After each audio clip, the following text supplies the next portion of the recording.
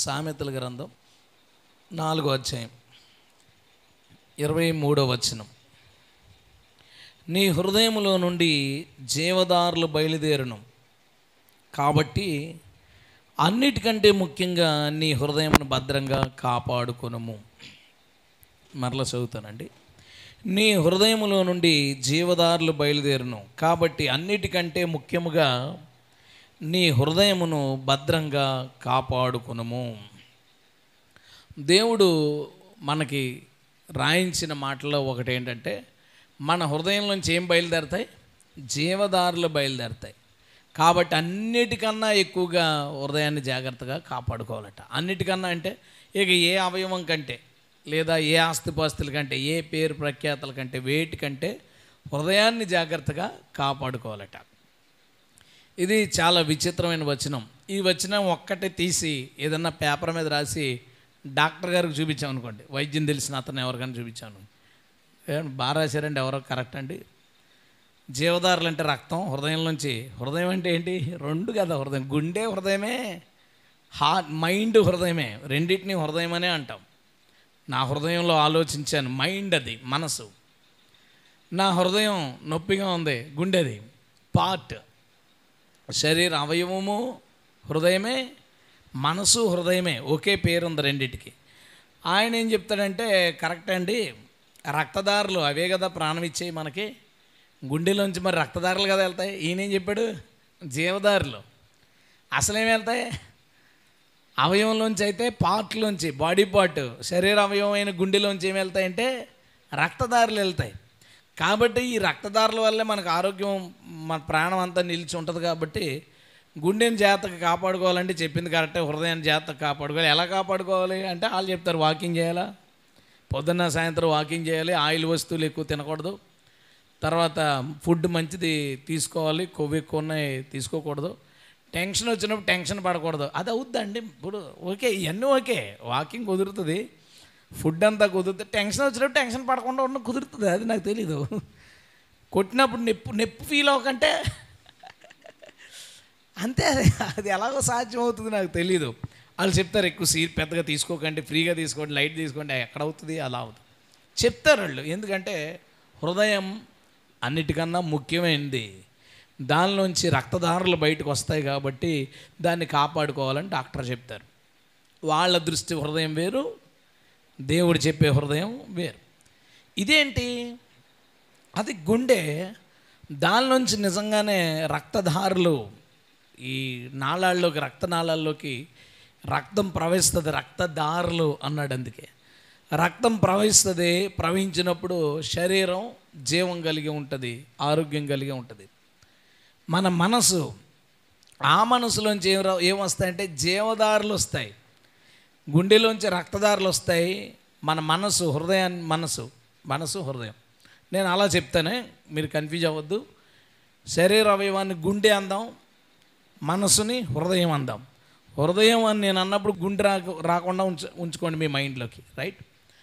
గుండెలోంచి రక్తదారులు వస్తాయి, ఆ రక్తదారుల వల్ల శరీరం క్షేమంగా ఉంటుంది. మనసులోంచి జీవదారులు వస్తే ఆత్మ క్షేమంగా ఉంటుంది, ఆత్మ పరలోకం వెళ్తుంది. అదే ఆ మనసులోంచి, ఆ హృదయంలోంచి జీవదారులు రాకుండా చెడ్డవి, చెడ్డ స్వభావాలు, చెడ్డ మనస్తత్వాలు, చెడ్డ ప్రవర్తనలు వచ్చినాయి అనుకోండి, అప్పుడు ఆత్మ ఎక్కడికి వెళ్తుంది? పాతాళానికి వెళ్తుంది. ఒక వ్యక్తి యొక్క శరీరం క్షేమం గుండె మీద ఆధారపడితే, ఒక వ్యక్తి యొక్క ఆత్మ భవిష్యత్తు హృదయం మీద ఆధారపడుతుంది. హల్లెలూయా. ఒక వ్యక్తి యొక్క శరీర ఆరోగ్యము, భవిష్యత్తు, శరీర ఆరోగ్యము, జీవము గుండె మీద ఆధారపడితే, ఒక వ్యక్తి యొక్క ఆత్మ భవిష్యత్తు, అది పరలోకం వెళ్ళాలా, పాతాళానికి వెళ్ళాలా, డిసైడ్ చేసేది ఏంటంటే హృదయంలో నుంచి, అనగా మనసులో నుంచి వచ్చే ధారలు. అవి జీవదారుల, నరకదారుల, జీవదారుల, మరణదారుల, దాని మీద ఆధారపడి ఉంటుంది. అందుకు భక్తుడు ఏం చెప్తున్నాడంటే, దేవుడు మనతో ఏం చెప్తున్నాడంటే, నీ మనసులోంచి వచ్చే దార ఆధారంగానే నీ ఆత్మ భవిష్యత్తు ఆధారపడుతుంది. కాబట్టి అన్నిటికన్నా ఎక్కువ దాన్ని జాగ్రత్తగా కాపాడుకుని దానిలోంచి జీవదారులు వచ్చేలా చూసుకో. హల్లెలూయా. మరణదారులు దాంట్లోంచి రాకూడదు. కాబట్టి హృదయాన్ని మనం ఏం చేయాలంటే జాగ్రత్తగా కాపాడుకోవాలి. మన మనస్సును జాగ్రత్తగా కాపాడుకోవాలి. వచ్చిన మరలా చదివి మనం ప్రార్థనలోకి వెళదాం. నీ హృదయములో నుండి జీవదారులు బయలుదేరును కాబట్టి అన్నిటికంటే ముఖ్యంగా నీ హృదయాన్ని భద్రంగా కాపాడుకొనుము. అన్నిటికన్నా ముఖ్యంగా నీ హృదయాన్ని కాపాడుకొనుము. ఈరోజు మనం ఏం తెలుసుకోబోతున్నాం అంటే అసలు హృదయాన్ని కాపాడుకోవాల్సిన అవసరం ఎందుకు వచ్చింది, దానికి వచ్చిన ప్రాబ్లం ఏంటి, దానికి పరిష్కారం ఏంటి, సమస్య ఏంటి, దానికి పరిష్కారం ఏంటి. 4 సమస్యలు 4 పరిష్కారాలు చూడడానికి ప్రయత్నిద్దాం. దేవుడు మనతో మాట్లాడునుగాక. ఆమేన్. హల్లెలూయా. మోకరిస్తారా? ప్రార్థన చేసుకుందాం. ఒకసారి మరలా స్తోత్రం చెప్దామండి దేవునికి. హల్లెలూయా. మళ్ళా చెప్దాం హల్లెలూయా. దేవుడు మనతో ఏం మాట్లాడుతున్నాడు? నీ హృదయంలో నుండి జీవదారులు బయలుదేరును కాబట్టి అన్నిటికంటే ముఖ్యంగా నీ హృదయమును భద్రంగా కాపాడుకొనుము. మన హృదయంలో నుంచి జీవదారులు బయలుదేరుతాయి కాబట్టి అన్నిటికంటే ముఖ్యంగా మన హృదయాన్ని కాపాడుకోవాలి. అసలు ఎందుకు కాపాడుకోవాలి? మీ ఇంట్లో ఒక టేబుల్ మీద చాలా విలువైన గాజు వస్తువు ఉందనుకోండి, దాన్ని మీరు జాగ్రత్తగా కాపాడుకుంటారా, కాపాడుకోరా? కాపాడుకుంటారు. నేనైతే కాపాడుకోను. ఎందుకంటే టేబుల్ మీద ఉంది, ఏమవుద్ది దానికి? దాన్ని ఎక్కడికైనా తీసుకెళ్ళేటప్పుడు జాగ్రత్తగా చూసుకోవాలి, దాన్ని హ్యాండిల్ చేసేటప్పుడు జాగ్రత్తగా చూసుకోవాలి. దానికి ఏమవుద్దని టేబుల్ మీద ఉన్న దాన్ని ఏం కాపాడుకోకర్లేదు, బాగానే ఉంది. అదే గాజు బౌల్లో, చాలా కాస్ట్లీ బౌల్లో ఎవరో ఫ్రూట్స్ తెచ్చి ఇచ్చారు, ఆ ఫ్రూట్స్ వేసాం, ఆ ఫ్రూట్స్ నేను కాపాడుకోవాలా? నేనైతే కాపాడుకుంటాను, ఎందుకంటే పాడైపోతాయి, ఫ్రిడ్జ్లో పెట్టుకోవాలి. ఏంటి అన్నీ రివర్స్ అయిపోతున్నాయి మీకు ఈరోజు? గాజు వస్తువుని ఎందుకు కాపాడుకోకర్లేదు? అది ఉంటుంది, దానికి ఏం సమస్య లేదు, దాన్ని హ్యాండిల్ చేసేటప్పుడే జాగ్రత్తగా చూసుకోవాలి. ఫ్రూట్స్ని ఎందుకు కాపాడుకోవాలి? దానికి అదే పాడైపోతుంది, దాన్ని ఎవడో వచ్చి పాడు చేయక్కర్లా, దానికి అదే పాడైపోతుంది, దానికి అదే చెడిపోతుంది. హృదయాన్ని ఎందుకు కాపాడుకోవాలి? ఒక వచనం చూపిస్తాను. సామెతల గ్రంథం 22వ అధ్యాయం 15వ వచనం. బాలుని హృదయములో మూఢత్వము స్వాభావికంగా పుట్టును, శిక్షాదండము దానిని వానిలో నుండి తోలివేయును. బాలుని హృదయములో మూఢత్వము స్వాభావికంగా పుట్టును. ఎలా పుడుతుందట? స్వాభావికంగా, దాని నేచర్ అది. మన హార్ట్, మన హృదయం, మన మనసు యొక్క ఒక లక్షణం ఏంటంటే స్వభావ సిద్ధంగా చెడు లక్షణాలు దాంట్లోనే పుడతాయి అవి. కాబట్టి వాటిని ఏం చేయాలంటే బయటకు తోలేయాలి. బాలుడు హృదయంలోనే మూఢత్వం స్వాభావికంగా పుడితే పెద్దవాళ్ళ హృదయంలో పుట్టదా? పెద్దవాళ్ళ హృదయంలోకి రాదా? వస్తుంది. చిన్నప్పుడు వచ్చినప్పుడు బెత్తంతో తరిమేయాలి. కొట్టట్లేదు ఈ మధ్యన, పిల్లల్ని బాగా గారాబం చేసి పిల్లల్ని కొట్టట్లేదు, పిల్లల్ని ఏమంటలేదు. కొట్టండి, పర్లేదు, తిట్టండి, కొట్టండి, వాళ్ళు సరిగా లేనప్పుడు. ఎందుకంటే ప్రేమ ఉంటుంది కాబట్టి మనమేం భయంకరంగా కొట్టేం. కానీ వాళ్ళలో మూఢత్వం కనిపించినప్పుడు ఖచ్చితంగా బెత్తం దాన్ని తరిమేస్తుంది. బైబిల్ చెప్పింది ఆ విషయం. కొన్ని దేశాల్లో పిల్లల్ని కొట్టకూడదట. ఎలా అయిపోతారో చూడండి. పాడైపోతే ఏమవుతారు, చెడిపోతే ఏమవుతారు? పిల్లల్ని తల్లిదండ్రులు దండించాలి, వాళ్ళని గద్దించాలి. మరి పెద్దోళ్ళు మనల్ని ఎవరు కొడతారు? స్వభావ సిద్ధంగా మన హృదయంలో మూఢత్వం పుడుతుంది, మన హృదయంలో చెడు లక్షణాలు పుడతాయి. అందుకని దాన్ని జాగ్రత్తగా కాపాడుకోవాలి. హల్లెలూయా. ఎందుకు? దానికి అదే పాడైపోతుంది. మొన్న తునిలో మీటింగ్ పర్మిషన్ అడగడానికి వెళ్ళాం. అది ఒక పెద్ద క్యాంపస్. 2 మామిడి చెట్లు ఉన్నాయి. చెట్టుకు మామిడి పళ్ళు కాసేసి దానికి అదే రాలిపోవడం నా చిన్నప్పుడు ఎప్పుడో చూసాం. మరలా చాలా సంవత్సరాల తర్వాత చూసాం.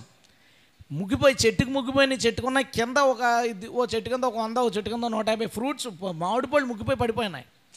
మేము మనసులో అనుకుంటున్నాం కదా, ఏంటి ఎలా వదిలేశారు? ఎవరికన్నా పిల్లలు ఉన్నారు స్కూల్లో, తినేమంటే తినేద్దరాళ్ళు, లేదంటే ఎవరికన్నా ఇచ్చేయాల్సింది. ఈయన ఏంటి ఎలా వదిలేశాడని ఆయన మీద సనుక్కుంటున్నాం. ఆ ఫ్రూట్స్ చూసి టెంప్ట్ అవుతున్నాం. సీసీ కెమెరాలు ఉన్నాయి, ఏం చేయాలో తెలియట్లా.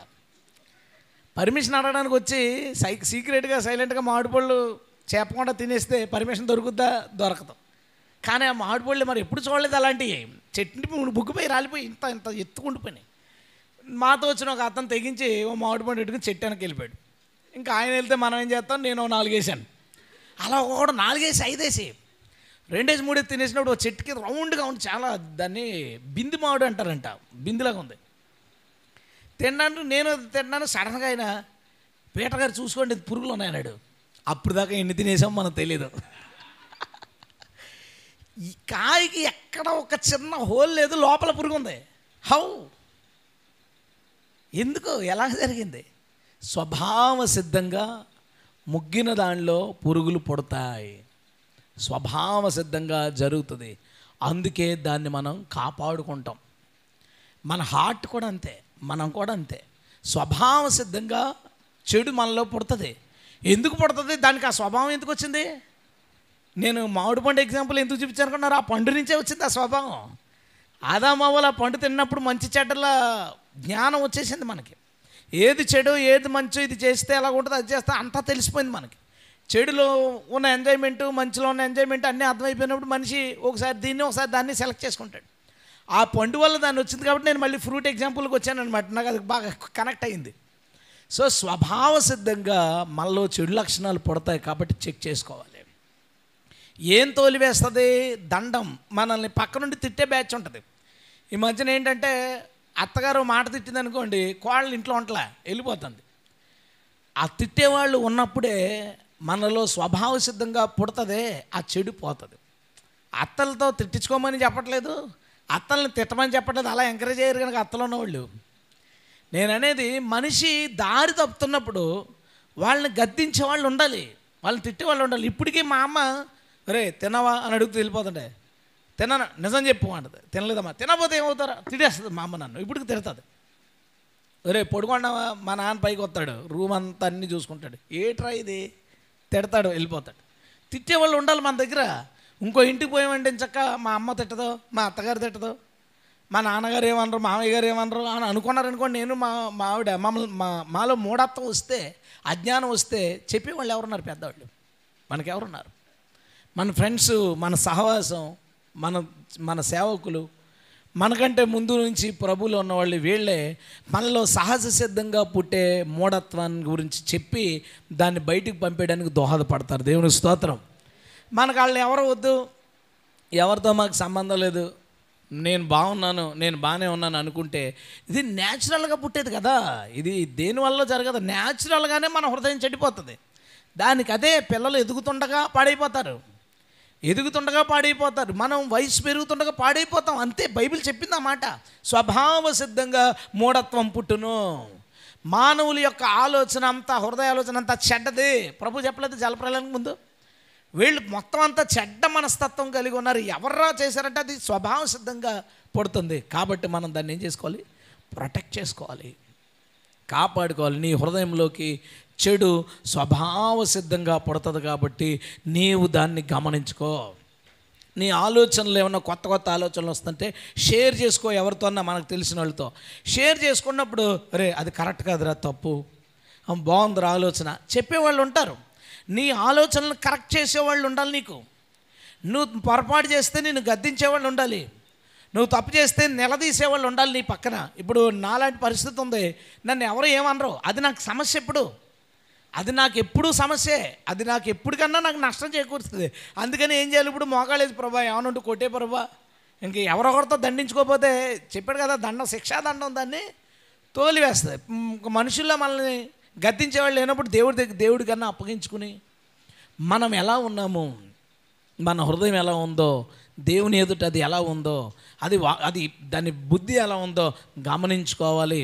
ఎదుగుతున్న వాళ్ళు, యవ్వన కాలంలోకి వస్తున్న వాళ్ళు ఉన్నారు కుర్రాళ్ళు, మీరు అందరూ కూడా పరిశోధన చేసుకోవాలి. నేను బాగానే ఉన్నాను కదా, నేను చెడ్డ ఫ్రెండ్స్ ఎవరు లేరు కదా నా దగ్గర నాకు, ఇలా మనం అనుకుంటాం. కానీ బైబిల్ ఏం చెప్తుంది? స్వాభావికంగా, న్యాచురల్గా దానికి అదే. ఇప్పుడు ఒక మంచి పండులో ఎందుకు ఒక కుళ్ళు వాసన, కుళ్ళిపోయింది అంటాం. ఎవరు కొల్లబెట్టారు దాన్ని? ఎవరండి కొల్లబెట్టారు పండుని? ఎవరు కొల్లబెట్టలే, స్వభావ సిద్ధంగా కుళ్ళిపోతుంది. పురుగులు ఎవరండి ఇంజెక్ట్ చేశారు దానిలోకి?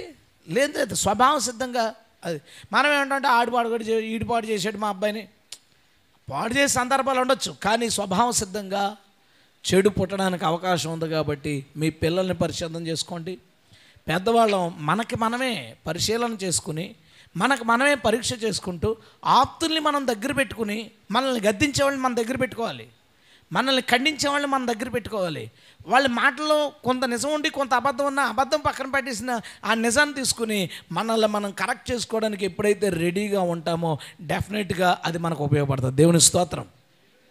మనం హృదయాన్ని ఎందుకు కాపాడుకోమని చెప్పాడు? మొదటి పాయింట్, స్వాభావికంగా పాడైపోతుంది అది, దానికి అదే చెడిపోతుంది. ఎవరో వచ్చేదో చేయక్కర్లేదు, దానికి అదే చెడిపోయే లక్షణం దానికి ఉంది. కాబట్టి మనం ఆ విషయంలో జాగ్రత్త కలిగి దాని మీద ఒక కన్నేసి, మన మనసు మీద ఒక దృష్టి, మన హృదయం ఎలా ఉంది, మన బుద్ధి ఎలా ఉంది, మన వ్యక్తిత్వం ఎలా ఉంది గమనించుకుంటూ, దాన్ని మనల్ని గమనించేవాళ్ళు మన చుట్టూ ఉండేలా చూసుకుని, మన శ్రేయస్సు కోరేవాళ్ళు, ఎప్పుడు మనకు జై కొట్టేవాళ్ళు మన శ్రేయస్సు కోరేవాళ్ళు కాదు.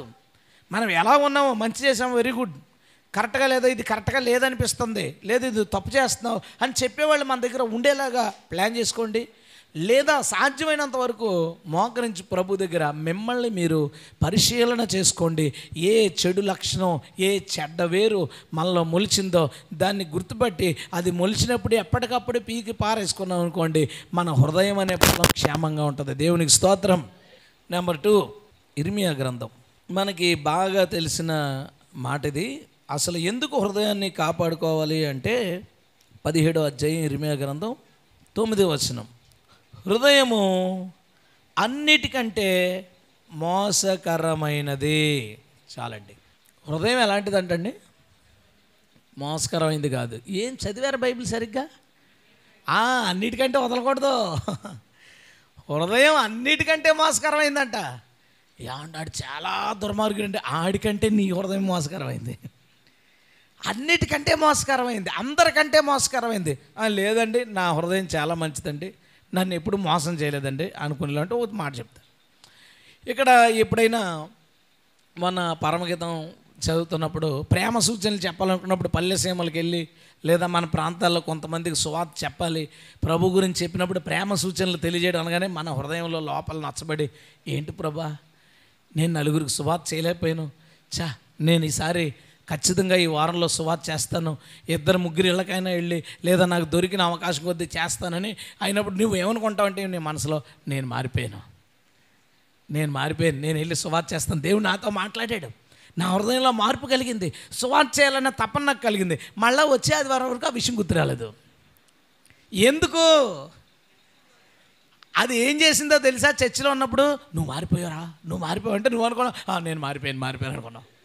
మోసం చేసింది నేను, మోసపోయావు నువ్వు. మనందరూ అలాగే అనుకుంటాం. కొన్ని వీక్నెస్లు ఉంటాయి మనకి.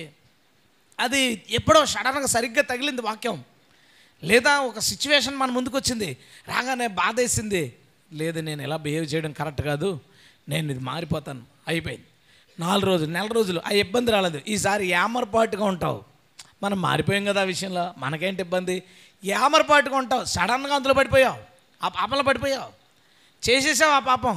అప్పుడు మోకరించినప్పుడు అర్థమవుతుంది, ప్రభువా నేను ఎందుకు ప్రభు ఇలా చేశాను, ఎందుకు కాదురా బాబు, మోసపోయావు నువ్వు. అది ఏం చెప్పిందో తెలుసా నీకు? నువ్వు మారిపోయావు కాబట్టి హ్యాపీగా ఉండు, నువ్వు రిలాక్స్ అయిపో, నీకు ఇబ్బంది అనేది ఎలాగైనా ఉండొచ్చు, ఎందుకంటే నువ్వు మారిపోయావు కదా. చూడండి, హృదయం అన్నిటికన్నా మోసకరమైంది. ఎందుకు అలా అన్నాడంటే, ఒక ఫ్రెండ్ చేతిలో 2 సార్లు మోసపోతావు, 3వసారి డబ్బులు అడిగితే ఇస్తాం వాడికి? ఎవడన్నా చేతిలో 4 సార్లు మోసపోతాం, బండి ఇస్తా అన్నాడు, ఒరే నీకు అవసరమైతే ఫోన్ చేయరా, నా బండి ఒకటి నీ బండి ఒకటి అంటాడు ఒక్కొక్కడు. ఫోన్ చేసిన ప్రతిసారి అబ్బా నేను అడగాల్సిందిరా, అబ్బా రేపు అడగాల్సిందిరా అంటాడు. 4 సార్లు, 5వసారి ఆడి మాట నమ్ముతాం? నమ్మం. హృదయం అన్నిటికంటే ఎక్కువ మోసకరమైంది. ఎందుకంటున్నానంటే, యేసు ప్రభుని నమ్ముకుని 10 సంవత్సరాలు అయితే 10 సంవత్సరాల నుంచి మోసపోతున్నాం దాని చేతిలో, 20 సంవత్సరాలు అయితే 20 సంవత్సరాల నుంచి మోసపోతున్నాం దాని చేతిలో. అందుకే అందరికంటే అన్నిటికంటే మోసకరమైంది నీ మనసు. నీలో ఒక మార్పు వస్తే నువ్వు మారిపోయానని రిలాక్స్ అయిపోకు. ఇది నన్ను మోసం చేయడానికి అవకాశం ఉంటుంది కాబట్టి ఆ విషయంలో నేను జాగ్రత్తగానే ఉంటాను, నేను మారిపోయినా జాగ్రత్తగానే ఉంటాను. కొంతమందికి డబ్బు ఆశ ఉంటుంది, దేవుడు ఏదో దాన్ని పోగొట్టేశాడు, లేదు ఇక ధనాపేక్ష లేదు, ఎవరిని అడిగితే డబ్బులు ఇవ్వడం, డబ్బులు కక్కుతు పడకపోవడం, అంతా బాగుంది అనుకున్నాం. ఈసారి నీ చేతి ద్వారానే ఎక్కువ డబ్బులు మారే పని నీ చేతిలోకి వచ్చింది. అవసరమైతే సైడ్ వేయగలవు, అంత నమ్మకం ఉంది. ఇక చూడు, ఈసారి ఈ 500 కదా తీసే, ఈ 1000 రూపాయలు కదా తీసే, పక్క తీసేస్తుంటాం. నీకు తెలీదు నువ్వేమనుకుంటావు, నువ్వు మారిపోయావని. అవకాశం దొరకగానే నీ హృదయం ఏం చేసిందో తెలుసా? నిన్ను మోసం చేసింది. అలాగే మోసపోయి యూట్యూబ్లో పడిపోయాం, షార్ట్స్లో పడిపోయాం, ఇన్స్టాలో పడిపోయాం, అలాగే ఫోన్ కాల్స్లో పడిపోయాం, చాటింగ్లో పడిపోయాం, అన్ని పనుల్లో గొడవలు. నేను మారిపోయాను, నాకు కోపం రాదు, నాకు ఏమీ రాదు, నాకు ఏ గొడవ లేదు అనుకుంటాం. నేను చెప్పాను ఎప్పుడో మీకు, క్యాస్ట్ గురించి ఒకసారి మా చర్చిలో ఏదో ఒక డిస్కషన్ జరిగింది, వాక్యం కాదు, ఏదో మాటలు. చర్చ్ పాస్టర్ గారు రాలేదు ఇంకాని, మేము మాట్లాడుకుంటున్నాం. క్యాస్ట్ గొడవలు ఏదో ఊళ్ళో జరుగుతుంటే, ఎలక్షన్ వస్తువులకు తెలుసు కదా, గొడవలు తన్నేసుకుంటారు. క్యాస్ట్ మాట్లాడుకుని క్రైస్తవులు క్యాస్ట్ ఉంటుందా అనే ఒక క్వశ్చన్ వచ్చింది. ఆ క్వశ్చన్స్లోంచి డిస్కస్ చేసుకున్నాం. నేను మాట్లాడాను బాగా. ఆదికాండం కదా, మనం ఇక్కడి నుంచి వచ్చినప్పుడు లేదు, ఇంపాసిబుల్, క్యాస్ట్ అనేది బైబిల్ అంతట్లో లేదు, ఇది ఎక్కడో రిలీజియన్ నుంచి వచ్చేసింది, మతం నుంచి అని ప్లాన్ చేసుకున్నాం. ఇది లేదనుకున్నాం, వదిలేసుకున్నాం. మోకరించి ప్రభా క్షమించదండ్రి, ఇంతకుముందు పలానా వాళ్ళు అని పలకరించుకునేటప్పుడు కూడా అదే చెట్టుకల్లి షారోన్ ఉంది కదా అని మాట్లాడుకునేవాళ్ళం. తెలియదు మాకు. తర్వాత అరే ఇది అసలు కరెక్టే కాదు, ఇది తప్పిది. ఎందుకంటే 2 షారోన్లు ఉన్నాడంటే ఇంటి పేరు కాదు, ఇప్పుడు ఏంటంటే క్యాస్ట్ అలా పిలుచుకునేవాళ్ళు. ఇక్కడ కూడా అలాగే ఉంటుంది కదా. మన ఊరిలో కూడా విలేజెస్లో 2-3 సత్యవతులు ఉన్నారనుకోండి, ఇంటి పేరు లెటర్ ఈసారి క్యాస్ట్ పేర్లు పెడతారు. తెనుకులో సత్యవతి, మా ఐదులో కూడా అదే మాడతారు. సో ఇది తప్పు అని అర్థమైంది, వదిలేసుకున్నాం. ప్రభా క్షమించు, ఇక లేదు, ఇక చచ్చిపోయాడు, ఆ క్యాస్ట్ అనేవాడు చచ్చిపోయాడు అనుకోండి. ఈ ఎలక్షన్ల గొడవలు ముందు 2 క్యాస్ట్ వాళ్ళు, మా క్యాస్ట్ వాళ్ళు, మా ఊరిలో మా క్యాస్ట్కి అంటే నా పాత క్యాస్ట్, మళ్ళీ మా క్యాస్ట్ అంటే ఇంకోటి అనుకున్నారు కదా, వాళ్ళిద్దరికీ పడదు. ఎప్పుడు ఎలక్షన్స్లో ఎప్పుడు అయితే వీళ్ళ ప్రెసిడెంట్ అవుతారు, లేదా వాళ్ళ ప్రెసిడెంట్ అవుతారు, లేదా వాళ్ళు బలపరిచిన వాళ్ళు అవుతారు. ఆ 2 క్యాస్ట్ వాళ్ళు గొడవ పడుతుంటే కొట్టేసుకుంటున్నారు. నేను సైకిల్ మీద ఎక్కడికి వెళ్తా ఆగి సైకిల్ మీద కూర్చొని చూస్తాను. తిట్టుకున్నారు కదా, గొడవ దూరం నుంచి చూస్తాను. తిట్టుకుని ఆడు క్యాస్ట్ పేరు ఎత్తి తిడుతున్నాడు. అటు పక్కడు క్యాస్ట్ పేరు ఎత్తి తిడుతుంటే ఇంకా నాకు తెలీదు, మన కోపం వచ్చి హ్యాండిల్ పట్టుకుని పిసికేస్తున్నాను, సైకిల్ హ్యాండిల్ తెలియదు, కోపం వచ్చేస్తుంది. ఈలోపు మా ఇంటి పక్క ఒక ఆవిడ ఉంటుంది, ఆవిడ అక్కడ ఉంది, రోడ్డు మీద జరుగుతుంది గొడవ. ఆవిడ ఎక్కడ నీకేం పని, వెళ్ళిపో అంది. వెళ్ళిపోంటే సైకిల్ దొక్కుని వెళ్ళిపోతా. ఆళ్ళ తిట్టుకోవచ్చు కదా, క్యాస్ట్ పేరు ఎత్తుకుని తిట్టాలి. అప్పుడు దేవుడు మాట్లాడతాను, నీకెందుకు రా మధ్యలో, నీకేమైంది మధ్యలో. అప్పటి వరకు నాకు తెలియదు నేను మోసపోయానని. నా హృదయం ఏం చేసిందంటే, వీడు క్యాస్ట్ వదిలేసేలాగా ఉన్నాడు, వీడిని ఇంకా నువ్వు వదిలేసావు అనే భ్రమ కలిగించకపోతే ఈ డీప్గా వెళ్ళిపోతాడు అని ఏం చేసిందంటే, అది నువ్వు వదిలేసావు, నువ్వు మారిపోయావు అన్నది. నేను మారిపోయాను అనుకున్నాను. ఆ సందర్భం వచ్చేదాకా అది మనకు బయటకు రాలేదు. చాలామంది క్రైస్తవులు ఏమనుకుంటారంటే, నాకు క్యాస్ట్ గొడవ లేదు, మాకు ఆచారాలు గొడవ లేదు అని అనుకుంటారు. వాళ్ళ హృదయం ఏం చేస్తారంటే, నువ్వు మారిపోయావు, నీకు ఆచారాలు గొడవ లేదు, క్యాస్ట్ గొడవ లేదు, నువ్వు బాగున్నావు, నువ్వు చాలా మంచి క్రైస్తవుడు, కరెక్ట్గా పిల్లలో చేయాలి, పిల్లోడి పెళ్ళి చేయాలి, అప్పుడు అది వస్తుంది బయటికి. అప్పటిదాకా నువ్వు జయించేసావు అని అది నిన్ను మోసం చేసింది. నీ హృదయం చాలాసార్లు వాక్యం విన్నప్పుడు, పశ్చాత్తాపం కలిగినప్పుడు అది లోతుగా వచ్చిందో, పైన అది నిన్ను మోసం చేస్తుందో అది తెలుసుకో. రాతి మీద విత్తనం పడిందంట, అది వెంటనే మొలిచింది, కానీ 2 రోజులకి వాడిపోయింది. ఆ రాయి ఏమనుకుంటుంది, విత్తనం పడగానే మొలిచింది, ఇక త్వరలో ఇది మొక్క అవుతుంది, ఆ తర్వాత చెట్టు అవుతుంది, ఆ తర్వాత ఫ్రూట్స్ అవుతాయి అనుకుంటుంది. అది తీర చూస్తే ఏమైంది, ఎండిపోయింది. ఆ హృదయం వేరుకి అవకాశం ఇవ్వలేదు. హృదయం కోసమే చెప్తున్నాడు రాయి, హృదయమే, అన్ని హృదయాల కోసమే చెప్తున్నాడు అక్కడ. సో దేవుడు మనతో చెప్పే రెండో విషయం ఏంటంటే, నీ హృదయం మోసం చేసేది కాబట్టి దాని విషయంలో నువ్వు ఎలా ఉండాలి, జాగ్రత్తగా ఉండు, కాపాడుకోదాన్ని. అది నిన్ను మోసం చేస్తుంది కాబట్టి అది మోసం చేయకుండా దాన్ని జాగ్రత్తగా చూసుకో. అది మారిందా లేదో చూసుకో, గమనించుకో, మళ్ళీ ప్రశ్నించుకో, మళ్ళీ దాని గురించి 4 రకాలుగా ఆలోచించు. ఏ పరిస్థితి వచ్చినా నేను ఇందులో స్థిరంగా ఉండాలి. వినేసిన వెంటనే రైట్, నేను మారిపోయాను, అంత బాగానే ఉన్నాను. ఎంతోమంది అండి అప్పుల్లో కొత్తలో టీవీలు అమ్మేశారు మన చర్చిలో, టీవీలు బఠానీలోకి ఇచ్చేశారు. నేను అనుకున్నాను మారిపోయారు, డబ్బా టీవీలు ఇచ్చేసి ఎల్ఈడీలు తెచ్చుకున్నారు కొన్ని రోజులకి. ఏమందాం దాన్ని అమ్మేసినప్పుడు సాక్ష్యం, మళ్ళీ దేవుడు మా ఇంట్లో వాళ్ళు ఒప్పించగలిగానండి, అమ్మించేశాను టీవీ, దేవుడు కృప చూపించాడు, ఇక ఆ గొడవ లేదండి మా ఇంట్లో అని. మళ్ళీ 2 సంవత్సరాల తర్వాత ఎప్పుడో ఈ చీట్లు పొద్దులు వాటిల్లో టీవీలు వచ్చేస్తాయి, మనకి ఎల్ఈడీలు వచ్చేస్తాయి. పిల్లోడు చదువు కోసం అండి జంతువుల ఛానల్ ఎట్టుకుంటాం అంతే, అంతే అయిపోయింది. అక్కడ నుంచి మళ్ళీ అందరిళ్ళకి వచ్చేసినాయి. అక్కడి నుంచి 1-2 జబర్దస్తుల నుంచి, బిగ్ బాస్ల నుంచి, సినిమాల నుంచి అన్ని ఇళ్లలోకి వచ్చేసినాయి. మరి అప్పుడు మారావు కదా, మారానని నిన్ను నమ్మించింది.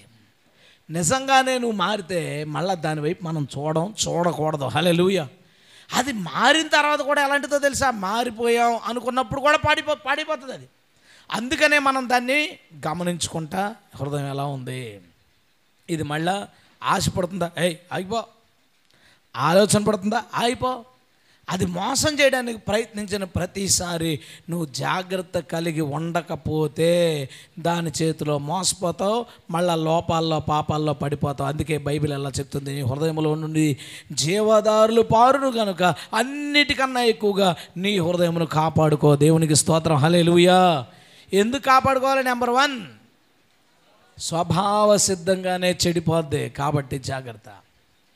నెంబర్ 2, అది మోసకరమైంది, అది మోసం చేస్తుంది కాబట్టి జాగ్రత్తగా దాన్ని కాపాడుకోవాలి. నెంబర్ 3, దానికి ఉన్న ఒక సమస్య మీకు చెప్పాలి. మత్తయి సువార్త 13వ అధ్యాయం 15వ వచనం చూడండి. అందుకే ఉపమాన రీతిగా బోధించున్నాను, ఈ ప్రజలు కన్నులారా చూచి, చెవులారా విని, హృదయముతో గ్రహించి, మనస్సు తిప్పుకొని నా వలన స్వస్థత పొందకుండానట్లు వారి హృదయము క్రొవ్వినది. ఆగిపోండి. హృదయానికి ఏమైందండి? గట్టిగా చెప్పండి. కొవ్వు పట్టింది.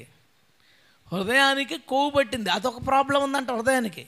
దీన్నే బలుపని, పొగరని, ఇలా పలు ప్రాంతాల్లో పలు పేర్లతో పిలుస్తారు. బైబిల్ ఏమందంటే కొవ్వు అంది. కొవ్వు, బలుపు, పొగరు అది ఎప్పుడు వాడతాం? ఎవరైనా ఏమన్నా చెప్తాడు వినడు, ఆడు పట్టించుకోడు. కొన్నిసార్లు ఎలా ఉంటుందో తెలుసా, వాళ్ళ ఇదిలో బండి మీద కూర్చుంటాడు, మనం కారు వేసుకుని వస్తాం, ప్లేస్ సరిపోదు, హార్న్ కొట్టామనుకో వాడు ఇలా చూస్తాడు, మనం ఇంకా అంతే కదలడు. అన్న ప్లీజ్ అన్న అంటేనే తీస్తాడు బండి. హార్న్ కొడితే ఇది మా వీధి, ఇందులోకి ఎందుకు వచ్చావు అన్నట్టు ఉంటాడు అనమాట. పక్కన వాళ్ళు ఎవరన్నా రేపు బండిది అంటే నువ్వు ఆగు. దాన్ని ఏమంటాం? పొగరు, బలుపు.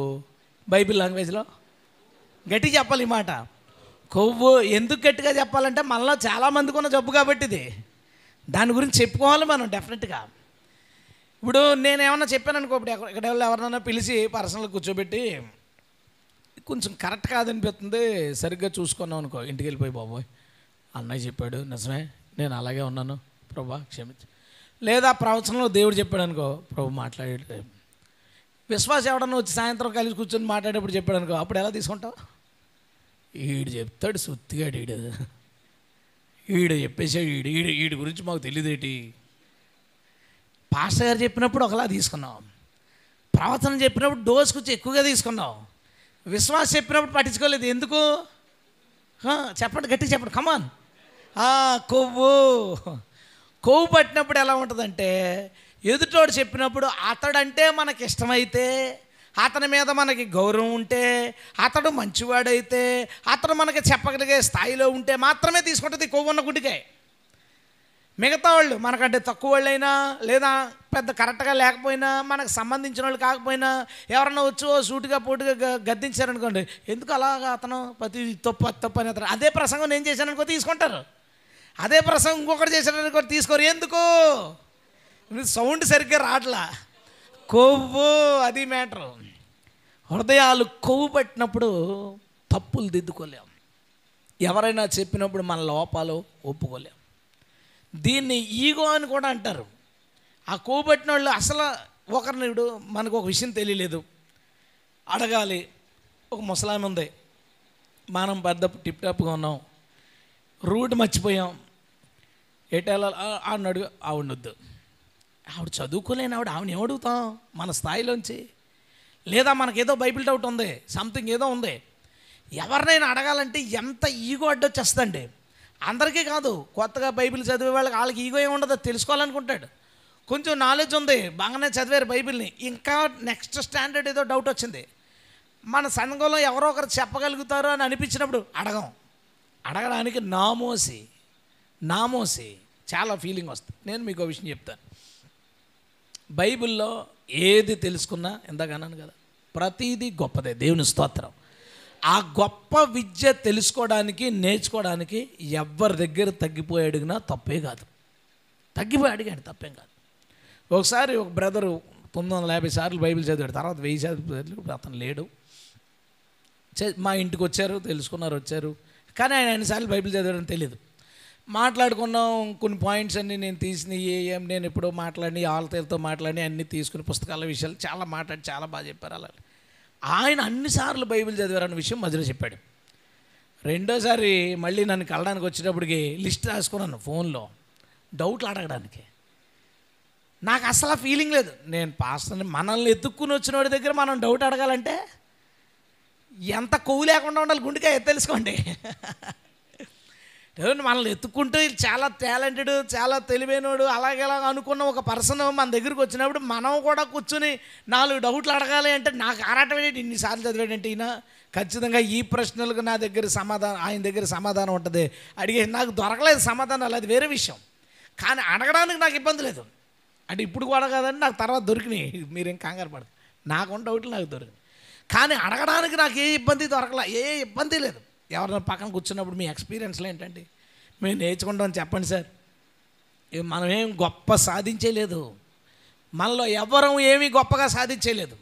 మనమందరం నేర్చుకోవాల్సినవి ఉన్నాయి, మనందరం తగ్గవలసినవి ఉన్నాయి. ఏమంటే బైబిల్లో గొప్ప గొప్ప భక్తులు, దావీదు లాంటోడు, అబ్రహాము లాంటోళ్ళు ఏమన్నారు, ప్రభా ధూళిని, మనమేం ప్రార్థన చేయాలి, ప్రభా అరధూళిని తండ్రి.